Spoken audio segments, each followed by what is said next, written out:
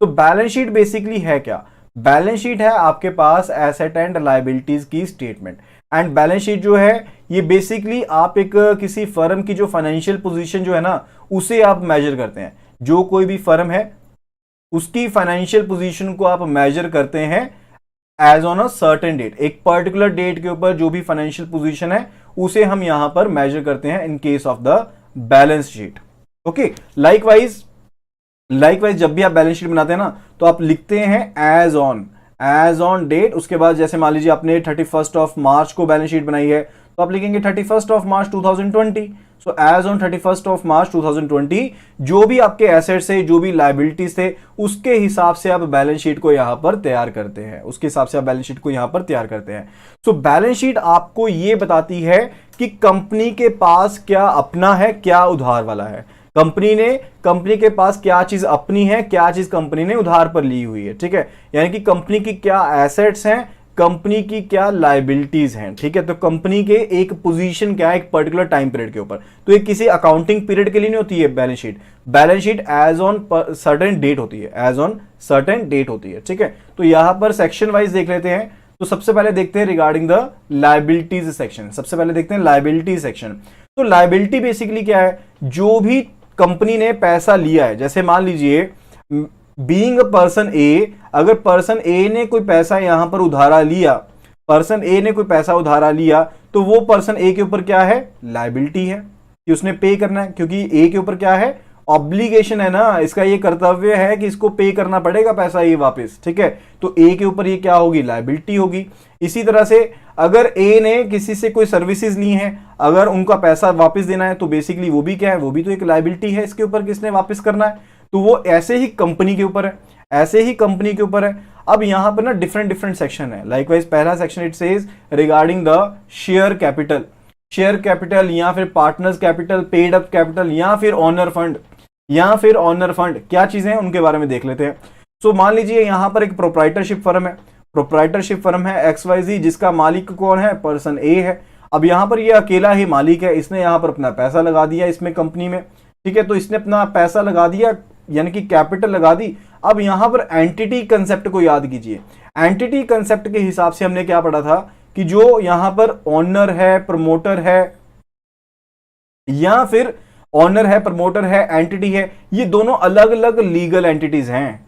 ये यहां पर क्या है? अलग अलग लीगल एंटिटीज हैं। तो यहां पर अलग अलग लीगल एंटिटीज हैं, तो ये पर्सन अलग है, ये पर्सन अलग है। तो यहां पर XYZ के ऊपर क्या है? इसने यहां पर पैसा इसको दे दिया, कंपनी को पैसा दे दिया, तो कंपनी के ऊपर अब जिम्मेदारी है कि इसने पैसा वापिस लौटाना है। इसने यहां पर जो पैसा है वो वापस लौटाना है। अब ये जिम्मेदारी, ऑब्लिगेशन किसके ऊपर है? यहां पर कंपनी के ऊपर ऑब्लिगेशन है। ठीक है,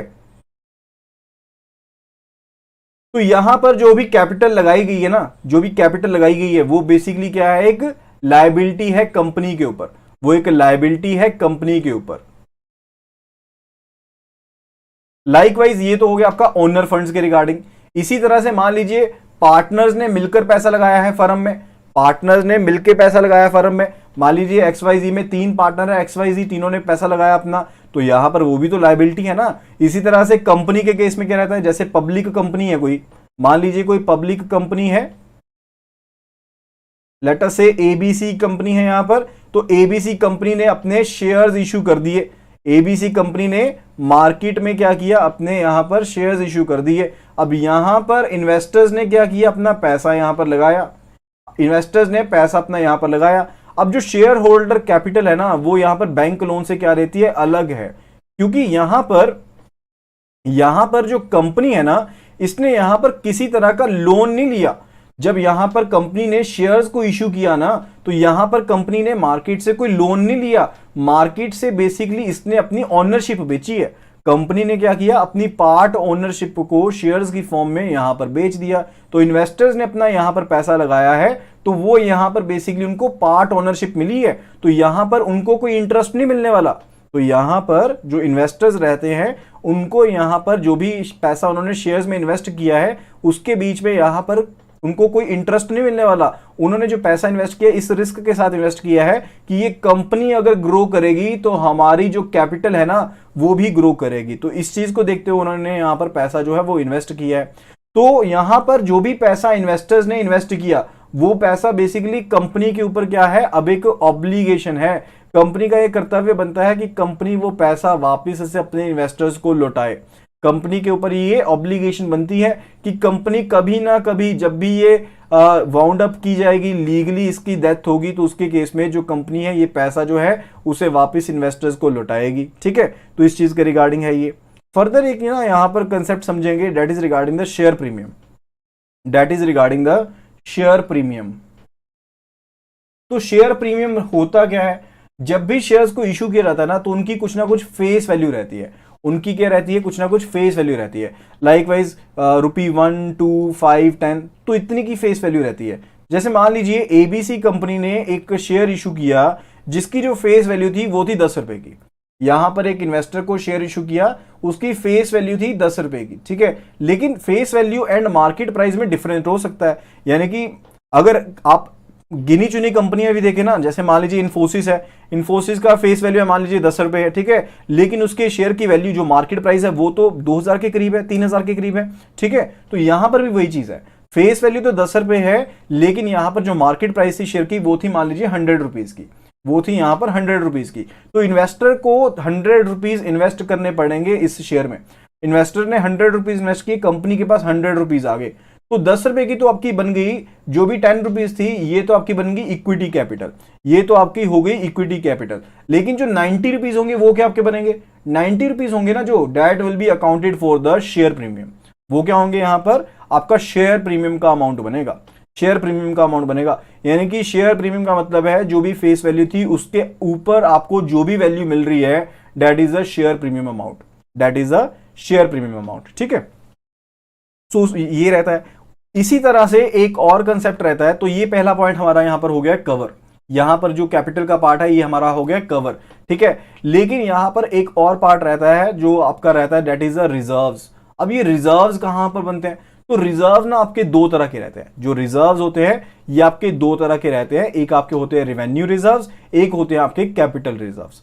रिवेन्यू रिजर्व्स आपके बेसिकली कौन से रिजर्व हैं, जो कंपनी है वो अपने ऑपरेशंस चला रही है। यहां पर थोड़ा सा रब कर देता हूं, थोड़ा सा आपको ज्यादा क्लियर समझ में आएगा। कंपनी यहां पर अपने ऑपरेशंस चला रही है, तो कंपनी अपने ऑपरेशंस चलाते हुए कुछ ना कुछ प्रॉफिट अर्न किया। कंपनी ने मान लीजिए प्रॉफिट अर्न किया 10 लाख रुपए का, कंपनी ने 10 लाख रुपए का नेट प्रॉफिट अर्न किया। अब यहां पर अगर प्राइवेट, यहां पर यह पब्लिक लिमिटेड कंपनी है, यानी कि इसने अपने शेयर्स इशू किए हुए हैं कंपनी ने, तो ये कंपनी क्या बेसिकली क्या करती हैं, कंपनीज डिविडेंड इशू करती हैं। कंपनीज डिविडेंड इशू करती हैं। डिविडेंड्स की कोई फिक्स्ड रेट नहीं होती है, लेकिन डिविडेंड इशू किया जाता है कंपनीज के द्वारा, ताकि एक तरह से आप कह लीजिए एक इनकम का सोर्स है किनके लिए, शेयर होल्डर्स के लिए। इनकम का सोर्स है शेयर होल्डर्स के लिए, लेकिन ये फिक्स नहीं रहता है। ठीक है, कंपनी ज्यादा भी इशू कर सकती है, कम भी इशू कर सकती है, वो डिपेंड करता है कि उसके कितने प्रॉफिट्स हुए हैं। तो यहां पर इसके हैं कंपनी के शेयर होल्डर्स, कंपनी के हैं यहां पर शेयर होल्डर्स। अब शेयर होल्डर्स ने यहां पर पैसा लगा रखा कंपनी में, तो यहां पर कंपनी ने क्या करेगी, डिविडेंड इशू करेगी। डिविडेंड कब इशू करती है, जब उसका नेट प्रॉफिट है ना उसमें से डिविडेंड इशू करती है। कितना डिविडेंड इशू करती है, तो कंपनी यहां पर 100% ऑफ प्रॉफिट भी इशू कर सकती है and part payment of profit भी यहां पर क्या कर सकती है, डिविडेंड इशू कर सकती है। मोस्टली जो कंपनीज रहती हैं ये पार्ट पेमेंट ऑफ यहां पर प्रॉफिट को डिविडेंड के फॉर्म में इशू करती है। क्या रीजन है, पहला रीजन है कि कुछ एक प्रॉफिट का पार्ट जो है ना वो कंपनीज रिटेन करके रखती हैं। प्रॉफिट का कुछ एक पार्ट कंपनीज रिटेन कर लेती हैं ताकि फर्दर कंपनी की एक्सपेंशन की जा सके, कंपनी को फर्दर आगे बढ़ाया जा सके और प्रॉफिटेबिलिटी लेकर आई जा सके। पहला पार्ट तो इस चीज के रिगार्डिंग रहता है। दूसरा पार्ट रहता है due to the accrual basis, due to the accrual basis. क्यों अक्रूवल बेसिस के कारण, अक्रूवल कॉन्सेप्ट में हमने क्या पढ़ा था कि आप यहां पर जो भी आपके डेप्ट ड्यू हो गया आपके पास, उसको आप अपना प्रॉफिट मान लेते हैं। उसको क्या करते हैं, आप अपना प्रॉफिट मान लेते हैं। तो यहां पर भी तो वही चीज है ना, हो सकता है कि आपको पैसे मिलने वाले हो, ड्यू हो गए हो, आपने प्रॉफिट कंसीडर कर लिया, लेकिन उतना आपके पास कैश हो ही ना। कहने का मतलब है कि अगर मैंने 100 रुपीज का प्रॉफिट शो किया है, अगर मैंने 100 रुपीज का प्रॉफिट शो किया है तो ये जरूरी नहीं है कि मेरे पास कैश भी 100 रुपीज का ही होगा, कैश भी 100 रुपीज का ही होगा, ये पॉसिबल नहीं है, ये यहां पर पॉसिबल नहीं है। हो सकता है कि हो भी, हो सकता है ना भी हो, ठीक है। तो यहां पर दो रीजन है जिसके कारण यहां पर कंपनी पूरा का पूरा जो प्रॉफिट होता है उसे यहां पर डिविडेंड की फॉर्म में इशू नहीं करती है, ठीक है। तो कंपनी कुछ एक पार्ट को यहां पर डिविडेंड की फॉर्म में इशू करती है, कुछ एक पार्ट को यहां पर क्या कर लेती है, रिटेन कर लेती है। अब जिस पार्ट को यहां पर रिटेन करती है वो बेसिकली किसका पार्ट बनता है, वो पार्ट बनता है यहां पर आपके रिजर्व्स का, वो यहां पर आपके पार्ट बनता है रिजर्व्स का। तो इसमें जनरल रिजर्व्स भी रहते हैं एंड फर्दर इसमें कैपिटल रिजर्व भी होते हैं। कैपिटल रिजर्व बेसिकली मान लीजिए आपने किसी एसेट को बेचा, तो एसेट को बेचा तो उसका पैसा आया, तो उस पैसे को कहीं ना कहीं तो आप रिटेन करेंगे, तो आपका बेसिकली वो क्या है, कैपिटल रिजर्व हो गया। तो आपका क्या हो गया, कैपिटल रिजर्व हो गया। इसी तरह से रिवैल्यूएशन रिजर्व हो सकता है। रिवैल्यूएशन रिजर्व क्या होता है, बेसिकली आपका कोई एसेट था, पहले आपकी वैल्यू एसेट की कितनी थी, 5 लाख रुपए थी, आपने दोबारा से उसकी रिवैल्यूएशन करवाई है, तो उसकी वैल्यू जो है वो अब इंक्रीज हो गई है, अब उसकी वैल्यू क्या है, इंक्रीज हो गई है, तो आपका क्या है, रिवैल्यूएशन रिजर्व होगा। इसी तरह से और रिजर्व्स हो सकते हैं, ठीक है। तो बेसिकली यहां पर रिजर्व्स के केस में या तो आपकी जो भी रिटेन्ड इनकम है, रिटेन्ड अर्निंग्स हैं वो रहेंगी, या फिर अगर यहां पर कोई आपने एसेट बेचा है, उसकी रिवैल्यूएशन की है, उसके रिगार्डिंग जो आपने पैसा साइड पर निकाला वो यहां पर शामिल रहेगा, ठीक है। तो that was regarding the capital and reserves. And capital and reserve इकट्ठे मिलकर क्या बनाते हैं, 3 आइटम्स हैं, capital, reserves and surplus. Capital, reserves and surplus, ये मिलकर आपके बनाते हैं नेटवर्थ को, ये आपके बनाते हैं नेटवर्थ को, ओके। तो उसके बाद नेक्स्ट जो है that is regarding the long term liabilities. Long term liability का मतलब क्या है, जो लंबे समय के लिए आपने लोन ले रखे ना, हो सकता है कि आपने टर्म लोन लिया हो बैंक से, इंस्टीट्यूशन से, हो सकता है आपने डिबेंचर या फिर बॉन्ड इशू किए हो। बॉन्ड तो होते हैं अनसिक्योर्ड, लेकिन डिबेंचर जो है वो तो सिक्योर्ड होते हैं। डिबेंचर के केस में क्या रहता है, डिबेंचर एक डेब्ट की तरह रहता है, पब्लिक डेब्ट की तरह रहता है, ठीक है। जैसे इक्विटी के केस में हमने पढ़ा कि इक्विटी के केस में कोई डेब्ट क्रिएट नहीं होता, लेकिन डिबेंचर के केस में डेब्ट क्रिएट होता है, ये डेब्ट इंस्ट्रूमेंट रहता है। तो यहां पर आपको एक फिक्स्ड इनकम देनी पड़ती है, आपको एक फिक्स्ड इनकम पे करनी पड़ती है एंड अल्टीमेटली आपको यहां पर इनको पे बैक भी करना पड़ता है, लेकिन इक्विटी के केस में आपको यहां पर पे बैक नहीं करना पड़ता, ठीक है। So then it is regarding the unsecured loan. हो सकता है कि आपने कोई अनसिक्योर्ड लॉन्ग टर्म के लिए लोन ले रखा हो, वो भी इसमें लॉन्ग टर्म लायबिलिटीज में रहेगा। कोई फिक्स डिपॉजिट है कोई, या फिर अदर लॉन्ग टर्म लायबिलिटी है, वो भी इसी में शामिल रहेगी। Further it is regarding the current liabilities. Current liabilities वो लायबिलिटीज हैं जो अगले 12 महीने में आपने पे बैक करनी है, जो आपको वापस करनी है। जैसे कि बैंक का वर्किंग कैपिटल है, कैश क्रेडिट, ओवरड्राफ्ट, बिल्स हो गए, एक्सपोर्ट क्रेडिट हो गया। इसी तरह से जो आपके सन्ड्री क्रेडिटर्स हैं, यानी कि जिनसे आपने उधारा सामान ले रखा है, वो हो गए। बिल्स पेएबल, जो भी बिल्स पे करने वाले हैं वो हो गए। जो भी स्टैच्यूटरी आपकी लायबिलिटीज हैं वो भी इसमें शामिल है। कोई टैक्स पेएबल है आपका, वो भी इसमें शामिल होगा। शॉर्ट ड्यूरेशन लोन आपने ले रखा है, या फिर जो एक्सपेंसेस हैं जिनको आपने पे करना है वो भी इसमें शामिल होंगे, ठीक है। इसी तरह से अगर आपने कोई प्रोविजन क्रिएट की है against the different items, provision basically क्या रहता है कि कुछ एक पोर्शन ना अमाउंट आप साइड पर रख लेते हैं। अब बीइंग अ बैंकर आपको पता होगा कि जैसे मार्च का महीना होता है ना, तो आपके जो टेलीफोन एक्सपेंसेस हैं या फिर इलेक्ट्रिसिटी एक्सपेंसेस हैं, अब इलेक्ट्रिसिटी आपने कंज्यूम तो की है, इलेक्ट्रिसिटी हमने कंज्यूम तो की है, लेकिन अभी इसका बिल नहीं आया, तो यहां पर ये तो ना इसका एक्सपेंस हम छोड़ देंगे, तो इसके लिए आपको एक प्रोविजन यहां पर क्रिएट करनी पड़ेगी, कुछ एक अमाउंट यहां पर साइड पर रखना पड़ेगा। यानी कि जो अमाउंट पेएबल है लेकिन अभी ड्यू नहीं हुआ है, तो उसका प्रोविजन तो आपको बनानी पड़ेगी ना। यानी कि ड्यू अभी आपको उसका अमाउंट नहीं बताया, लेकिन आप उसे कंज्यूम कर चुके हैं, तो आपको यहां पर कुछ एक अमाउंट तो उसका साइड पर रखना पड़ेगा, ताकि आप उसका जो खर्चा है सेम अकाउंटिंग पीरियड में उसे इंक्लूड कर पाए। सो वो आपकी है प्रोविजंस है, तो वो भी क्या है, आपकी करंट लायबिलिटीज है, ठीक है। यानी कि वो सभी लायबिलिटीज जो पेमेंट के लिए ड्यू होने वाली हैं अगले 12 महीने में, वो सभी किस में शामिल होंगी, वो आपकी करंट लायबिलिटीज में शामिल होंगी, ठीक है। इसी तरह से ना एक लायबिलिटीज और होती हैं, वो होती हैं कंटिंजेंट लायबिलिटीज। वो यहां पर बैलेंस शीट में शो नहीं होती है, लेकिन वो फुटनोट में शो होती हैं, वो फुटनोट में शो होती हैं कंटिंजेंट लायबिलिटीज। तो कंटिंजेंट लायबिलिटीज होती क्या है, कंटिंजेंट का मतलब क्या होता है कि जो अभी ड्यू नहीं है लेकिन हो सकता है फ्यूचर में ड्यू हो जाए, हो सकता है फ्यूचर में ड्यू हो जाए। हो सकता है कि कंपनी XYZ ने यहां पर कोई गारंटी दी हो किसी और कंपनी के बिहाफ पर या किसी पर्सन के बिहाफ पर। अब जब तक तो ये पर्सन अपना जो पेमेंट है वो समय पर कर ही जा रहा है, जब तक तो ये पर्सन जो है पेमेंट जो है बैंक के साथ अपनी समय पर कर ही जा रहा है, तब तक तो कोई दिक्कत नहीं रहेगी। लेकिन जब ये डिफॉल्ट कर देगा तो हो सकता है कि बैंक अपनी डिमांड कंपनी पर रेज कर दे, तो ये लायबिलिटी क्रिस्टलाइज होगी ना। तो यहां पर ऐसी जो लायबिलिटी रहती है वो क्या है, कंटिंजेंट लायबिलिटी रहती है, कंटिंजेंट लायबिलिटी रहती है। ठीक है, तो इसे यहां पर जो बैलेंस शीट के फुटनोट्स होते हैं ना, वहां पर कंटिंजेंट लायबिलिटी को शो किया जाता है। ओके, उसके बाद बात आती है रिगार्डिंग द एसेट्स। तो एसेट में यहां पर सबसे पहली टाइप है फिक्स्ड एसेट। फिक्स्ड एसेट क्या है, जो एसेट को आपने लंबे समय के लिए आपने क्रिएट किया है एंड इनका आप इस्तेमाल लंबे समय के लिए करने वाले हैं। फिक्स्ड एसेट बेसिकली वो एसेट होते हैं जिनको आपने बेचने के पर्पज से आपने डिप्लॉय नहीं किया है, जैसे प्लांट एंड मशीनरी है, बिल्डिंग है, ये सभी क्या है आपके फिक्स्ड एसेट है। ये किसी कंपनी के क्या है, फिक्स्ड एसेट है। ठीक है, तो यहां पर फिक्स्ड एसेट का मतलब क्या है कि जिनको आपने रीसेल नहीं करना है, इनको लंबे समय के यूजेज के लिए आप यहां पर डिप्लॉय कर रहे हैं। उसके बाद बात आते हैं हमारे non current asset. Non current asset से पहले आप समझ लीजिए करंट एसेट्स को, तो नॉन करंट एसेट को ज्यादा आसानी से समझ पाएंगे। करंट एसेट आपके वो एसेट रहते हैं जो अगले 12 महीने में इवॉल्व होंगे, जो अगले 12 महीने में क्या होंगे, इवॉल्व होंगे। यानी कि आप यहां पर अगले 12 महीने में इनको कंज्यूम करेंगे या तो, या एक फॉर्म से दूसरी फॉर्म में आप इनको यहां पर इस्तेमाल करेंगे। ठीक है, हो सकता है कि आपने जैसे आपके पास कैश है या फिर जो बैंक बैलेंस है आप उसका इस्तेमाल स्टॉक परचेज करने के लिए कर रहे हैं, या फिर हो सकता है कि आप अपने स्टॉक को बेच दें तो वो कैश की फॉर्म में कन्वर्ट हो जाएगा। ठीक है, तो यानी कि ये इवॉल्व होते हैं कितने समय में, 12 महीने में इवॉल्व होने वाले हैं। वो सभी एसेट आपके क्या है, करंट एसेट रहते हैं। ठीक है, तो इसमें जो आपका बैंक बैलेंस है, कैश है, कोई आपकी मार्केटेबल सिक्योरिटीज हैं, कॉटेड सिक्योरिटीज हैं, या फिर जो गवर्नमेंट आपकी ट्रेडेबल सिक्योरिटीज हैं, वो सभी इसमें शामिल रहती हैं।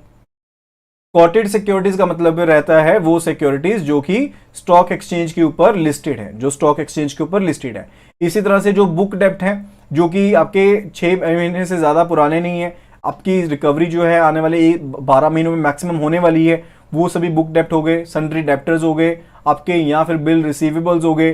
ठीक है, वो सभी किसमें शामिल रहते हैं, आपके करंट एसेट में शामिल रहते हैं। इसी तरह से जो आपका स्टॉक है, इन्वेंट्री है, चाहे वो रॉ मटेरियल है, स्टॉक इन प्रोसेस है, फिनिश्ड गुड्स हैं, वो भी आपके करंट एसेट्स हैं। ठीक है, इसी तरह से अगर कोई स्पेयर्स हैं जहां पर रेगुलर कंजम्पशन के मोटिव से उनको रखा गया है, तो वो बेसिकली आपके सभी क्या है, ये करंट एसेट का ही पार्ट बनते हैं।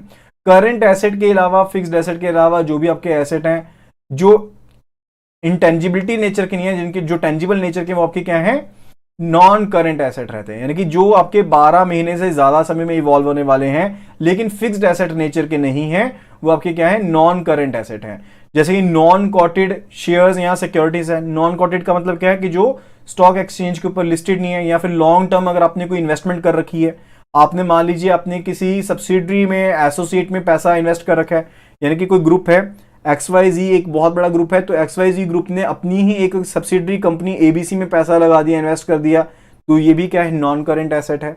यानी कि पैसा तो XYZ का ही है ना, लेकिन किसी और कंपनी में लगा हुआ है, तो उसका क्या है, बेसिकली XYZ का तो क्या हुआ, एसेट ही हुआ ना अभी यहाँ पर। इसी तरह से मान लीजिए कोई ओल्ड स्टॉक है, यानी कि अदरवाइज तो हम स्टॉक को क्या कंसिडर करते हैं, आपका करंट एसेट स्टॉक करते हैं, लेकिन जहां पर स्टॉक जो है वो 12 महीने से ज्यादा पुराना है, तो वहां पर वो क्या रहेगा, नॉन करंट एसेट रहेगा। इसी तरह से अगर कोई आपके बुक डेप्ट है, आपके कोई बिल्स रिसीवेबल हैं जो 12 महीने में आपको पेमेंट मिलनी थी लेकिन वो 12 महीने में पेमेंट नहीं मिली है, तो वो आपके क्या रहेंगे, नॉन करंट एसेट रहेंगे। यानी कि जो भी बैड डेप्ट है वो भी आपके क्या रहेंगे, नॉन करंट एसेट रहेंगे। ठीक है, तो ये आपके रहते हैं एसेट। उसके बाद एक एसेट की टाइप आती है, that is a intangible asset, that is a intangible asset. अब इनटेंजिबल एसेट क्या रहते हैं, अब बेसिकली वैल्यू तो एग्जिस्ट करती है लेकिन आप उसको छू नहीं सकते, फील नहीं कर सकते। जैसे कि पेटेंट है, गुडविल है, ये सभी क्या है, आपके इनटेंजिबल एसेट हैं। कोई भी डेबिट बैलेंस आपका प्रॉफिट लॉस अकाउंट का, मान लीजिए कंपनी को कोई लॉस हो गया, कंपनी को कोई लॉस हो गया, तो लॉस जो है वहां कहां पर अकाउंट करेंगे, लॉस जो है इनटेंजिबल एसेट में यहां पर कवर किया जाएगा, इनटेंजिबल एसेट में यहां पर कवर किया जाएगा। इसी तरह से कोई प्रीलिमिनरी एक्सपेंसेस हैं, प्री ऑपरेटिव एक्सपेंसेस हैं। प्रीलिमिनरी एक्सपेंसेस का मतलब रहता है कि आपने अभी कंपनी को खड़ा भी नहीं किया, कंपनी अभी शुरू भी नहीं हुई है, लेकिन यहां पर उसको रजिस्टर करवाने के लिए कुछ ना कुछ खर्चा तो लगा होगा, कुछ ना कुछ खर्चा तो लगा होगा, तो that is basically what, that is your intangible asset, that is your intangible asset, वो आपका इनटेंजिबल एसेट है। ओके, तो ये था हमारा regarding the balance sheet, it was regarding the balance sheet. तो बैलेंस शीट में आपको एक चीज यहां पर ध्यान में रखनी है, आपको एक चीज यहां पर ध्यान में रखनी है कि बैलेंस शीट के केस में जो एसेट होते हैं debt are equal to liabilities, total assets are equal to total liabilities, total assets are equal to total liabilities. अब एक चीज आप ध्यान में रखिए, यहां पर जो एसेट है बेसिकली, जो यहां पर एसेट है वो किस चीज को शो करते हैं, वो यहां पर शो करते हैं यूजेस को, आपने पैसा कहां कहां पर लगाया उस चीज के बारे में बताते हैं। जबकि जो लाइबिलिटीज हैं वो हमें यहां पर बताती हैं सोर्सेज के बारे में, वो यहां पर हमें बताती हैं सोर्सेज के बारे में कि पैसा कहां कहां से आ रहा है। कैपिटल से पैसा आ रहा है, अर्निंग को रिटेन कर रहे हैं, कहीं बाहर से बैंक से लोन लिया है, इक्विटी रेज की है, डिबेंचर दिए हैं, किस तरह से पैसा आ रहा है उसके बारे में बताता है। कहां कहां पैसा लगाया है, कोई प्लांट एंड मशीनरी बनाई है, कोई इन्वेस्टमेंट की है, स्टॉक परचेज किया है, किसी को उधार दिया है, ठीक है, एंड इसके अलावा कोई आपकी प्रीलिमिनरी एक्सपेंसेस है तो उसके बारे में आपको बताता है। ठीक है, तो ये आपके सोर्सेज हैं एंड ये आपके क्या हैं, यूजेस हैं।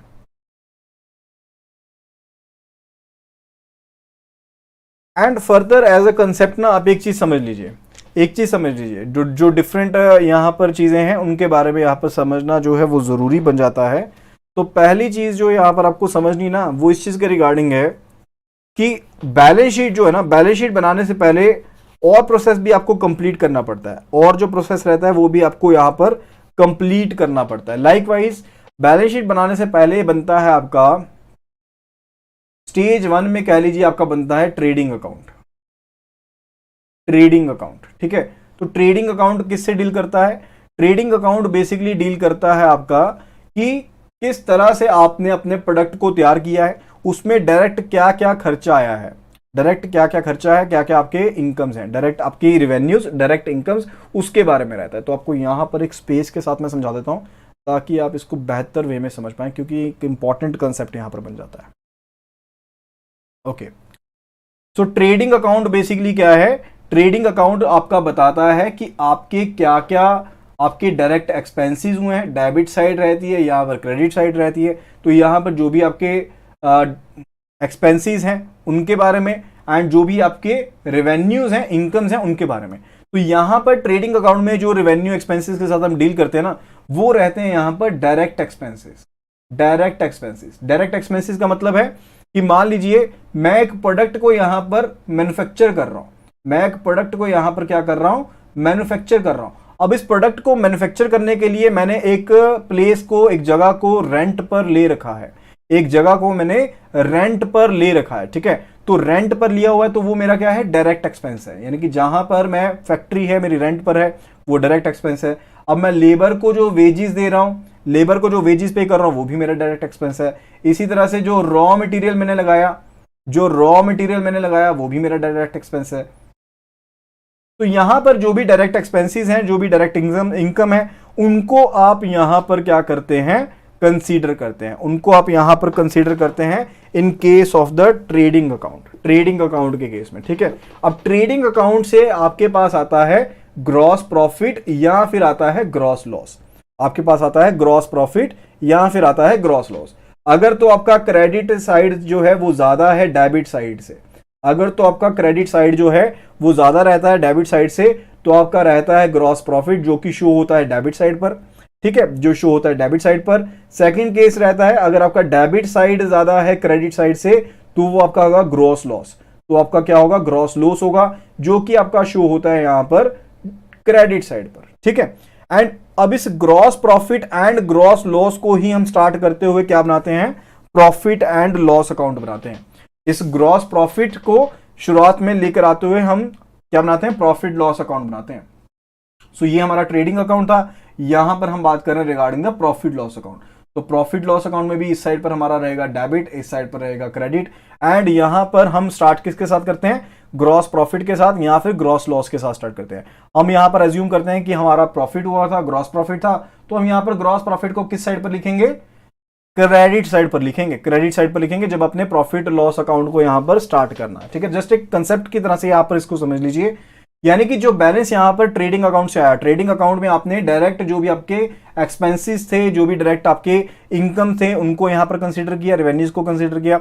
जबकि यहाँ पर प्रॉफिट लॉस अकाउंट के केस में जो भी आपकी इनडायरेक्ट इनकम, इनडायरेक्ट एक्सपेंसेस है ना, उनको आप कंसीडर करेंगे। तो यहां पर क्रेडिट में आप लिखेंगे इनडायरेक्ट आपके इनकम्स को, इनडायरेक्ट इनकम को, रेवेन्यूज को, एंड इस डेबिट साइड पर लिखेंगे आप अपने इनडायरेक्ट एक्सपेंसेस को, इनडायरेक्ट एक्सपेंसेस को। ठीक है, तो इनडायरेक्ट मेरे इनकम कौन कौन से हो सकती हैं? लाइकवाइज जो मेरा बिजनेस है वो है फर्नीचर का, वो है मेरा फर्नीचर का बिजनेस है, लेकिन मेरे पास एक ऑटो ट्रैवलर था, मेरे पास एक ऑटो ट्रैवलर था जो मैं कंपनी के काम से यहां पर परचेज कर रहा था। ठीक है, टेम्पो ट्रैवलर था जिसको मैं कंपनी के काम से ही परचेज कर रहा था, उसको मैंने बेच दिया तो मुझे यहां पर 2 लाख का प्रॉफिट हुआ। यानी कि उसकी जो बुक वैल्यू थी वो थी 2,05,000 की, लेकिन बेचा वो मैंने 2,05,000 की थी, एंड मैंने उसको बेचा 4,10,000 का, 4,10,000 का बेचा, तो मुझे 2,05,000 का क्या हो गया? प्रॉफिट हो गया। तो वो मेरी बेसिकली मेरे मेन बिजनेस से रिलेटेड इनकम नहीं है। तो कहने का मतलब है कि जो इनकम मेरे मेन बिजनेस से रिलेटेड नहीं है वो मेरी क्या है? इनडायरेक्ट इनकम है, वो मेरी इनडायरेक्ट इनकम है। या फिर हो सकता है कि मैंने कोई इन्वेस्टमेंट कर रखी हो, मैंने कोई इन्वेस्टमेंट कर रखी हो, तो इन्वेस्टमेंट में मुझे यहां पर गेन हुआ है, तो वो भी बेसिकली क्या है? मेरा इनडायरेक्ट इनकम है, वो भी मेरी क्या है? इनडायरेक्ट इनकम है। तो यहां पर इनडायरेक्ट इनकम रहेगी मेरी। इसी तरह से यहां पर इनडायरेक्ट एक्सपेंसेस। अब इनडायरेक्ट एक्सपेंसेस क्या होते हैं कि यहां पर तो आपने ट्रेडिंग अकाउंट में तो वो खर्चा देखा, मैन्युफैक्चरिंग अकाउंट में तो वो खर्चा देखा जो आपका प्रोडक्ट को बनाने में लग रहा है। अब प्रोडक्ट को बनाने के बाद प्रोडक्ट को बेचना भी तो पड़ेगा, प्रोडक्ट को बेचना भी पड़ेगा। मान लीजिए मैंने सेल्समैन को अपॉइंट किया, सेल्समैन को अपॉइंट किया तो उसकी सैलरी दी, तो वो मेरा क्या है? इनडायरेक्ट खर्चा है। इसी तरह से मैंने कमीशन दी, मैंने एक एजेंट को कमीशन दी, वो भी मेरा इनडायरेक्ट खर्चा है। इसी तरह से मान लीजिए मेरा जो यहां पर ऑफिशियल एक्सपेंसेस हैं, ओवरहेड एक्सपेंसेस हैं, लाइकवाइज स्टेशनरी का एक्सपेंस है या और खर्चे आ रहे हैं, अब वो प्रोडक्ट को बनाने में तो लगे ही नहीं, तो वहां पर ट्रेडिंग अकाउंट में तो नहीं आएंगे, तो वो किस में कवर होंगे?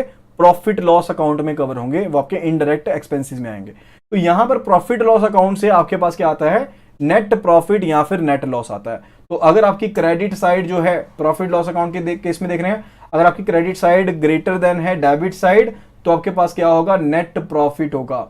तो आपके पास क्या होगा? नेट प्रॉफिट होगा, जो डेबिट साइड पर आएगा। अगर आपके पास जो क्रेडिट साइड है that is lesser than that of the debit side, यानी कि डेबिट साइड ज्यादा है, तो उसके केस में क्या होगा? नेट लॉस होगा, नेट लॉस होगा। अब यहां पर समझने वाली बात, जो इंपॉर्टेंट बात है कि मैंने ये कंसेप्ट सारा कवर आपको क्यों करवाया, तो ये जो नेट प्रॉफिट या फिर जो नेट लॉस है, इस बैलेंस को उठाकर लिखा जाएगा कहां पर? बैलेंस शीट में। इसको यहां पर लेकर आया जाता है किसमें? बैलेंस शीट में। ठीक है, तो बैलेंस शीट में इसको फर्दर लेकर आया जाता है। लाइकवाइज आपके पास हुआ यहां पर, मान लीजिए पहला केस ले रहे हैं कि आपको हुआ यहां पर नेट प्रॉफिट, आपको हुआ यहां पर नेट प्रॉफिट। तो नेट प्रॉफिट जो है उसे आप यहां तो कैपिटल में ऐड कर देंगे, यहां तो नेट प्रॉफिट को आप कैपिटल में ऐड कर देंगे, यानी कि कैपिटल आपकी इंक्रीज हो जाएगी। पहली चीज तो ये हो गई।